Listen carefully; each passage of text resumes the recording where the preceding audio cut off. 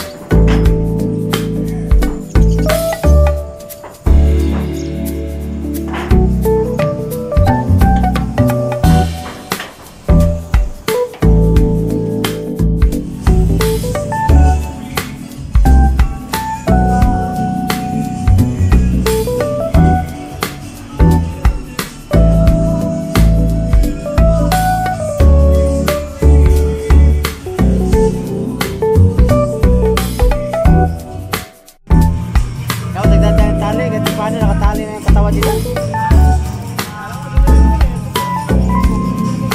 Saan?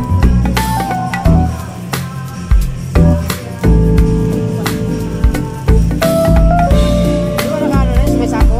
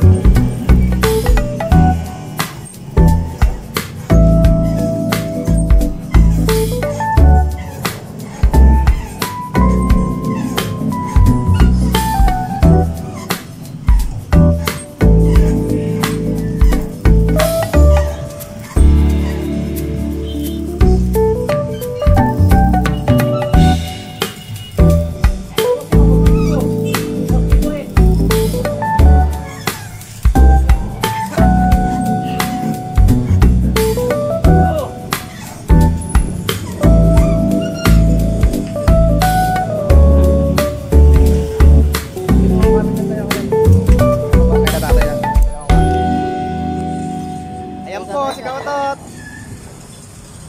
Ayan na po. Kapit ka lang ha. Taas-taas yan. Ayan po. Oh, ito na. Yung master namin nagwi-welding na. Ayan na. Mga Kautot. Tingnan nyo yung ano namin ha. Ayan si master. Nagwi-welding. Hindi na naglalagay ng safety belt sa katawan. Kasi kain-kain na ni master. Oh.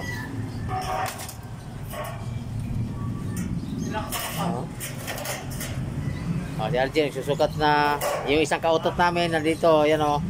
Nag-aayos. Ayun. Yan, mga kautot, tingnan niyo mga kautot, yung mga tirada, oh, yung gawa nito. Oh, dyan muna. I-stop mo muna. I-stop mo muna.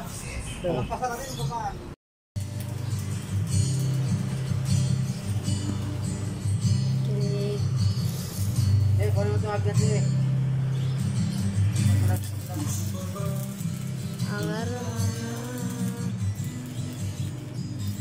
Kautot.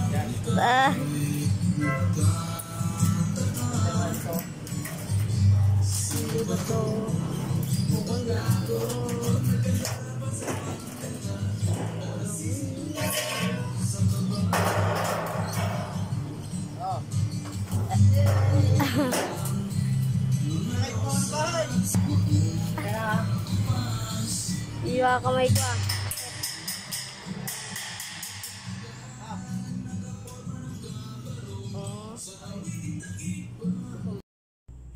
Ito po yung ano natin, ma'am. Halos walang, hindi umaabot ng ano, halos hindi umaabot ng 220 yung power natin dahil nga mababa yung sinusupply ng galing sa Meralco na tapping natin. Ginagawan po namin ng paraan ngayon na sana maayos yung line natin. Tapos ang nangyayari ngayon, yung lahat ng supply na sa palengke nag-over voltage, so ibig sabihin talagang may matataas na load. Balak din namin baka mag-upgrade ng inverter para hindi na siya mag-overload. So another naman namin tong kung anong dapat namin gawin dito. So pag gumagawa din kami ng action dito, pasensya na po sa abala sa power.